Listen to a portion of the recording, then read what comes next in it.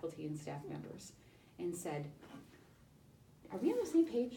Do you agree with me that you could hold that opinion, but that the church insists that you do this other thing over here, which is consistent with mercy? And they all agree. I think where they get concerned, and maybe where I get concerned too, is that we also have to include that other part, that there is a there can be, and there is in the church, a legitimately held position that doesn't need to be changed. It could change, and those individuals could be changed, their minds could be changed from safe zone to, but that's not the purpose. Yeah, and they don't come, They don't come with the idea that my religious belief will be changed as a part of this. What I hope is that people see the aspect of dignity and compassion and change that aspect of what the church teaches, because they really aren't in compliance with church teaching if you just hold a prohibition viewpoint and nothing else. If you don't do the second part, you're not actually within the church's teaching anyway. It's sort of like, okay, we have love too, please. Aaron does a remarkable job. So I probably should have kept it the same. I mean, I'm still glad that I presented a lot of that, because there is Jen, I'm serious issues. I just want to, all of the things that you say about suicidality and all of those things, I completely, I get, and I think other people get them too. Yeah, absolutely. I just want to make sure that, and maybe this just needs to come from you or April or somebody in the course of this, is the acknowledgement that there is an alternative position. And it is a legitimate position, but that and that's not the purpose of Safe Zone. Because what you said yesterday, I think helped people or reminded people that basically you can go to campus ministry and they'll sort of straighten you out on the church's position. And I think what I think because I even said, so you can reconcile how you can be both. What I think you meant is there are people who proclaim the church's position, but they don't have compassion and mercy on anyone. They hold a prohibition alone. And I think that's what you were trying to say, that you can still hold this position, but you have to treat people in a way that the church requires if that's part of your faith. What I think people heard was, you can go to campus ministry and they'll show you how it doesn't have to be prohibited anymore. And I don't think that that's what you're trying to say. I don't think that that's what happens in Safe Zone. Focusing on the wrong aspect. Which, So I don't know if there's a way that we might be able to more overtly acknowledge that there's really aspects, and this is probably something that I should talk to an actual theologian who could, help put the church's position in a context. I have to say that I've gone to ACCU, which is a Catholic College and University presentation or conference last 3 years, hoping that they would have somebody who can actually make a cogent argument. So They have not. Unfortunately, there's not a lot of Catholic theologians who are talking about this in a way that is beneficial. And the woman that they had was, I didn't even, maybe she was just too smart. I literally couldn't follow anything that she said. And I was like, could somebody please help me? Because absolutely. I think that there is a way to be able to say, and the way is exactly what Jesus did. Exactly. And so I just keep thinking, isn't there someone that's written something about this? But there's no mistaking the, I keep going back to the story of the woman caught in the act of adultery. He was compassionate, did all these things for her and then said, go and sin no more. Okay, that's a legitimate position. But he didn't, he said that to her at a time no one else was around. He had the authority to do that. It was totally different. So I want to be able to... And I don't want that to be the only thing that handful of people that always speaks up says, that's the only thing they hear. So, and I'm usually really good with and careful about that stuff, because I don't want people to pay attention to the one morsel and then they didn't hear the rest. So I get that too. So this is really, Jen, I think we don't have to go into all the things that I've just gone into, because it doesn't make sense. But it's good to have background. I think there's probably benefits in saying, if you heard me trying to restrict your speech, your free speach, that wasn't it.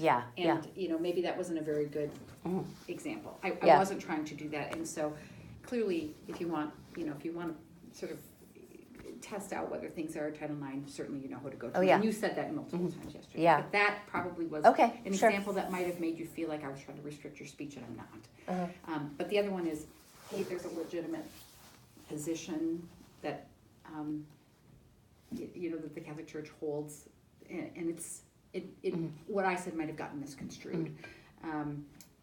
Okay. If it did, there's probably more to talk about, and let's talk about. Yeah. Yeah. Well, I think people would be surprised to know we are a Catholic family.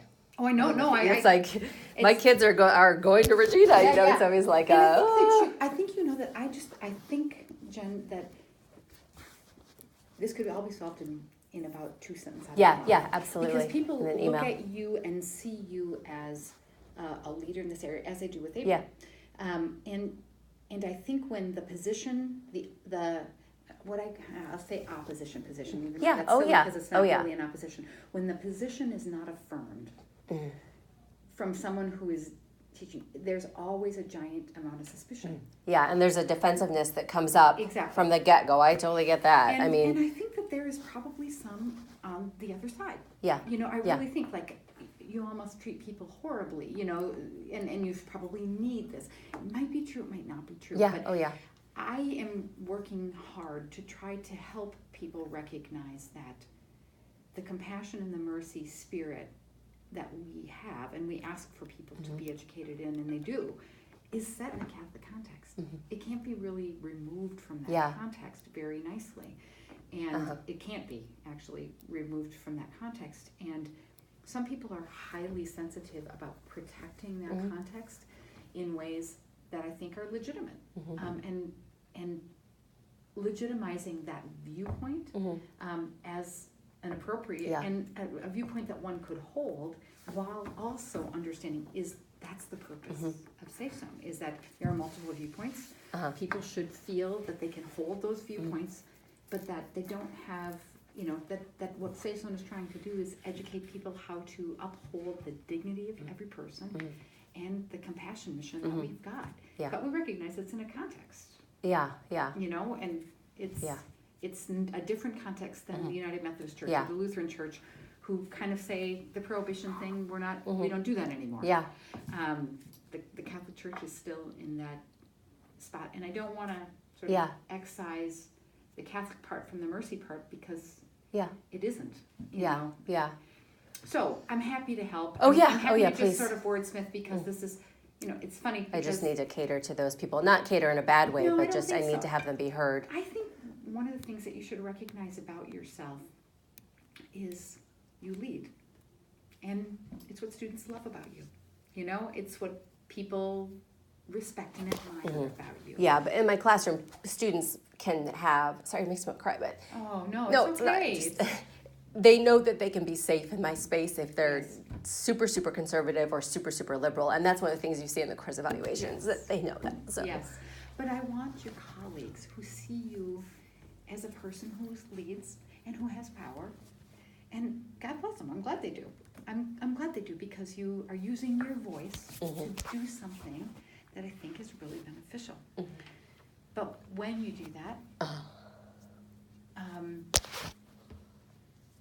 people can misconstrue. Yeah, absolutely. And one of the things that probably I didn't know when I became a college president is that as soon as you open your mouth, when people see you as a leader, or you have a position of leader, they begin to filter your words through a filter. Yeah. And you have to recognize what that filter is. And you intentionally sending emails on Friday afternoon? Yeah.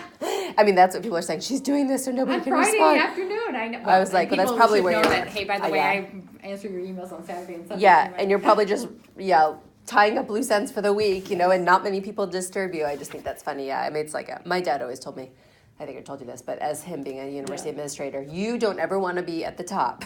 Because I used to say, I want to do this, I want to do that. He's like, nope, no, you don't. Trust me. Well, I guess I want you to be able to know the reason. Yeah, absolutely. And I don't know that you know that about yourself. That an acknowledgement from you of a position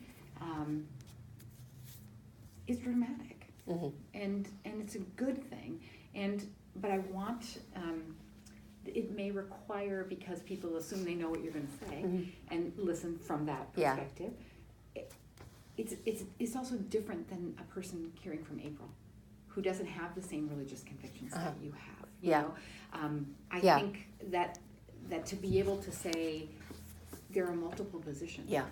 And they're legitimate positions, and they're positions that are held by the church. What we're really dealing with is respect and dignity of the person and compassion. But that does not negate, something else. And I want you to be able to say that because I think you're heard as a faculty leader in a particular way. Mm-hmm. And I don't want people to not hear you back. Yeah. Particularly the free speech one. People were like, wait, what? Yeah. And I can't be a Republican and not be a Title IX violator. And I was like, no. Yeah. No, that wasn't it, Yeah. So I don't want you to be misconstrued because I like the fact that you have put yourself out there as a faculty leader. And it's a good thing that you have. And you've done lots of really wonderful things in terms of helping our campus in so many ways that I don't want people to look at that in a way that would not be beneficial for you, and would also put us in a spot of being able to say I don't know if we can keep on doing it.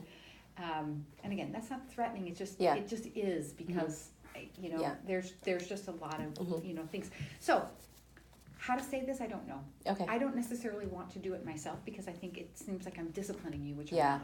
And I don't think the faculty would like that either. If No, it was we're in trouble for, But I do think it probably requires the two things that walk back is the sort of free speech, political, but also campus ministry's role is not to convince somebody of a position that's other than the one that they currently have. The opposite of conversion therapy. Yeah, exactly. I hadn't thought of it like that, but that's actually kind of true. That in order to think about Safe Zone and what we've talked about, it requires us actually to be open to all different positions, but that the most difficult positions are ones where compassion and the dignity of the person aren't being taken into consideration. And almost all of your examples, I can't think of any examples other than a couple that would have been not dealing with a person who clearly wasn't being, who wasn't thinking about the dignity of somebody else. Yeah.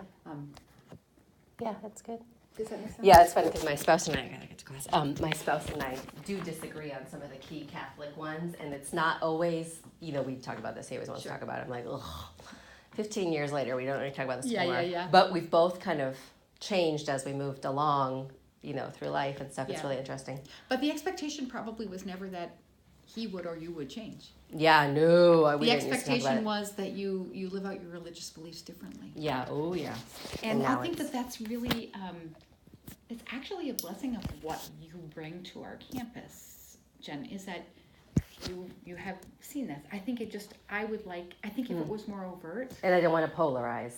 Right. If it was more overt because you take on a leadership, you step out and you do things. I think that there's real benefits in saying an acknowledgement of that there are different positions and that they are legitimate. Okay. And that, but that we're trying to help people give voice to their compassion, the compassion and dignity that is literally, as far as I'm concerned, a requirement. As a Christ follower, if you are, you pretty much have no choice. Yeah. No, New commandment I give you, I think that's pretty much that's pretty much it. Okay. But I think those two things got misconstrued. Okay. And I wanted to come directly to you first because it doesn't make sense to. Yeah. Thank you. I appreciate that. I'm in class, right now, but I told them I might be a little bit late back. And then I will draft something sometime by the end of today. Yeah, and you could do it tomorrow too. Okay, I don't think it's not like an urgent thing that has to be done. Will be. Right this second. Okay. But I do think it's important. It's not urgent, but important. And I'm happy to look at it if it would require please. You and conversation. Linda, Sister Linda. It would. And I'll probably include Erin just because she's the one that's the face of helping people understand. And like I said, I did go to Linda first to say, oh sure, I know you're going to meet with Erin, and I don't want to start to get in where I don't belong. Yeah. Oh, but sure. I do think it's probably beneficial for us to at least have a conversation. Yeah, that sounds good. Yeah, sorry. I got in a car accident 2 months ago. That's why I'm doing this. I'm not no, I'm fine. I just would. About it before, and I was I haven't been able to exercise as much. That's the main torture. Oh, thank you, Jen. Yeah, thank you. Bye.